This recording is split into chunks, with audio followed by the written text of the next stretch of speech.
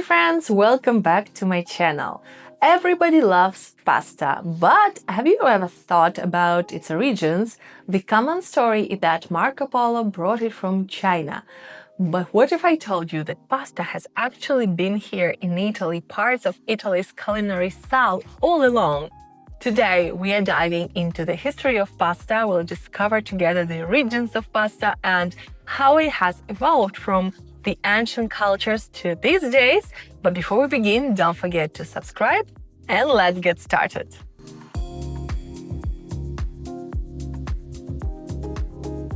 Our story begins long before Italy as a country as we know it today even existed, with the ancient Greeks, the Etruscans, and the ancient Romans. Believe it or not, but the first ancestors of pasta were already being made centuries ago. The Greeks mentioned this dish called laganon, basically the sheets of dough cut into strips. Sounds familiar? Yes. That's exactly because it might have been the great-great-great-grandfather of our modern lasagna. By the time of the ancient Romans, we have even clearer traces. Ancient texts mention the dish called lagana, thin stripes of dough cut and seasoned. And it sounds pretty much like the earliest version of lasagna. So while actually everybody loves the Marco Polo myth, the truth is that pasta, or at least some early versions of pasta, has long been part of Italy's history and Italy's culinary tradition, centuries before Marco Polo was even born. Fast forward to the Middle Ages, and yes, pasta was definitely on the menu. In fact, of all the foods that we know for sure were eaten during the Middle Ages, pasta actually makes the top of the list. It became the staple food in the Middle Ages along with the grains because it was easy to store, easy to transport, and nourishing enough to feed large families or even the entire armies. Pasta in the Middle Ages was usually eaten plain with cheese or butter or maybe spices, but obviously no sauces yet, no tomatoes, no tomato sauces.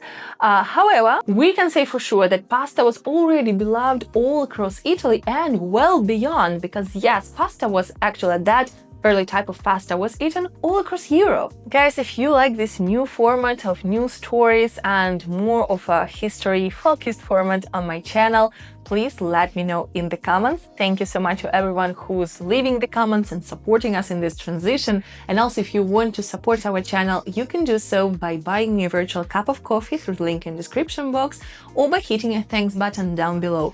Also, make sure to check out my travel guides. I have a travel guide for Florence and for Bologna. And yes, they are full of lovely places to see and stories to learn, similar to the stories I tell here on my channel now. And of course, there are plenty of places where you can try authentic Italian pasta in both cities. The next big transformation came from the Americas. And honestly, personally, I couldn't be more grateful for it. The tomatoes arrived to Europe in the 16th century, but believe it or not, Italians did not immediately fall in love with them. Actually, for quite some time, the tomatoes were considered more an object of decor, and some even thought that the vegetables were dangerous. Crazy to think about it now when the tomatoes are such a huge part of the Italian cuisine, right? It wasn't until the 17th century, so almost 100 years after the tomatoes first came into Europe, that the Italians started to experiment with the sauces. At first, they used the tomato sauces for meat only, and only between the 18th and 19th century, someone had this brilliant idea to pour the tomato sauce over pasta. Later, onion and garlic were added, and then basil and olive oil, which is crazy because these two have been the staples of Italian cuisine for centuries, and somehow nobody had an idea to bring them together and create this pasta sauce before. But this, my friends, is how the world was changed forever, because pasta al pomodoro was born, and with it the symbol of Italian cuisine widely recognizable all around the world. But the story doesn't end here. One of Italy's most famous pastas, carbonara, actually has surprisingly modern and international roots. There are two legends about the origins of the carbonara pasta. One of them says that the first written recipes appear around 1944 during World War II, when the American soldiers in central Italy once tasted a local dish called cacio e uova, cheese and egg, kind of pasta prepared by the carbonai or charcoal workers. They loved it so much, according to the legend, that it gave origin to the carbonara pasta later on. Another story is way more detailed. It takes place around the same time but takes us to Naples, where the American troops allegedly enjoyed the street food, and often it was pasta with cheese and pepper. Then, one of the American soldiers had this brilliant idea to add his K ration to this street food dish, namely powdered eggs and bacon. The result was a very chaotic dish, but it sparked an idea. Locals refined this dish, of course, using fresh eggs, local pecorino and guanciale instead of bacon, and just like that, the legend was born.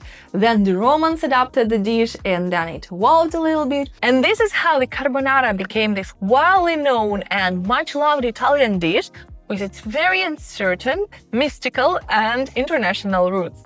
Now, since we're here, guys, just a quick reminder, when preparing carbonara, you never use cream. And also, yes, you need to use guanciale instead of bacon.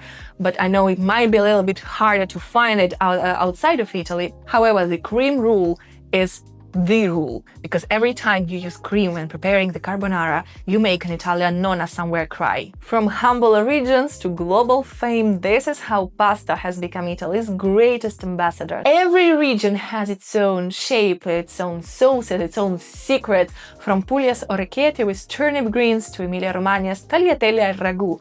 And these are superior, if you ask me, and my original subscribers would absolutely know why I would say that. People from all over the world come to Italy to taste the authentic Italian pasta and even learn how to make pasta themselves. Pasta classes have become such a famous activity, the tourist activity, all across Italy, in all major cities, but also in smaller towns. And by the way, guys, if you haven't tried them, I highly recommend you to check them out, because it's such a fun way to spend your time in Italy, to learn something local, something authentic, to bring home a new skill as a souvenir and a part of the Italian soul, basically, because you will learn how to make real Italian pasta and you will be able to replicate it at home, hopefully. So yeah, it's such a symbol of Italy, alongside other food staples like pizza, wine. But pasta, it's not just food, it's the tradition, the creativity, the comfort, all rolled together in one. It's a huge part of Italian history. So next time you twirl your spaghetti or bite into a perfect ravioli, don't forget you're tasting centuries of history.